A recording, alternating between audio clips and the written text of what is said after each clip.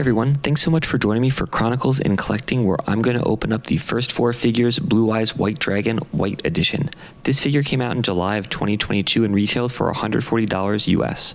There are actually 5 other versions of this figure. There's a silver edition, also costing $140. Then there's a first 4 figures exclusive variant of both the white and silver, which has a white lightning attack with an LED, which retails for $155 a piece.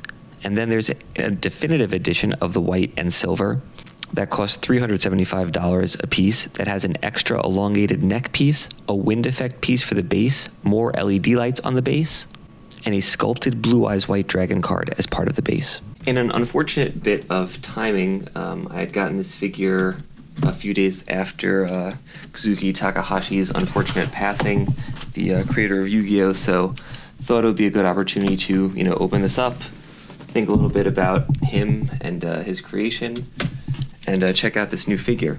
So I've not opened anything from first 4 figures before. I have opened up some other Yu-Gi-Oh! Stuff.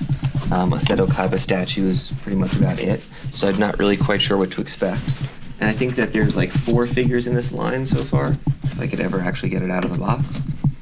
They have the, oops, a lot of stuff falling. This kind of white variant of the Blue Eyes White Dragon, which is in pieces. They have a silver variant, and then they have a dark magician, black magician, however you'd like to refer to it as. And then they have like 2 variants of that as well. It's not Blue Eyes Silver Dragon, so I felt like I should have got, I felt like I should get the white one. But let's see what it looks like. It's the box is humongous. Fortunately, the figure itself doesn't seem like it's going to take up that much space. I don't know if it's supposed to come in pieces, but it is. So yeah, I guess, just kind of a few initial thoughts. I really like this the base is really nice. Kind of has, like this like Egyptian theme. I don't know if I necessarily, and it's got some writing on the back. It just says Blue Eyes White Dragon. Coloring is nice on it. It's kind of got this like battle damage look. If you kind of look there, you can kind of see there's, all sorts of, scratches and damage and everything to it, which, judging from the box is the way that it's supposed to look. So I don't know if there's actually any damage from it falling apart. The box seemed to be in pretty good shape. I appear to be missing a wing, so I'll try to find that. So I'm going to pose this guy, and I'll be back with some final thoughts and get it on the rotating stand when it's not just sitting here in pieces.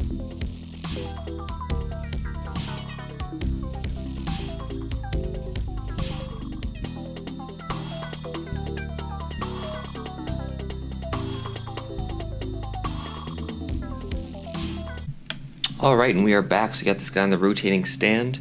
Yeah, I guess there's not a whole lot to say about this figure. I like the detailing. I like the pose. I think it actually was supposed to come into pieces, but since I kind of pulled it out from the box sideways, everything sort of fell out. So I think you gotta either take it from the top or the bottom. And I did find the other wing. It was in one of the pieces of styrofoam. But yeah, this is a nice figure. Like I said, detailing's nice. I kind of like this like battle-worn thing. This looks like Blue Eyes that's been fighting in Shadow Realm battles for millennia.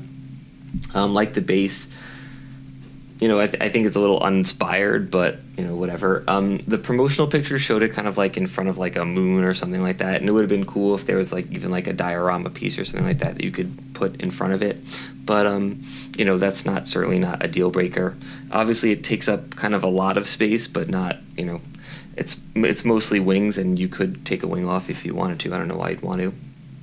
I guess if I had one complaint, it's kind of minor because this is a figure from a different series, but obviously I would have liked it to maybe be a little bit bigger than the Kaiba just to kind of have better perspective. But again, this is a completely different figure line by a completely different manufacturer, so I'm not expecting them to be to scale to each other. I don't think that I would necessarily buy another figure from this line. Not that I don't like it, I just don't know if there's a lot of other Yu-Gi-Oh! Creatures that I would want to have such a big statue of. I bet the silver one looks nice, but I think I'm pretty happy with the white one. Just, again, I think a little bit more true to the, original concept, right? And if you like the Dark Magician, Black Magician, I'm sure you'll enjoy that one as well. The Dark Magician one is a little bit different because it's kind of like portrayed differently on different cards. So rather than, it is just like a pure color swap, but it kind of relates more to what's on the cards as compared to the Blue Eyes.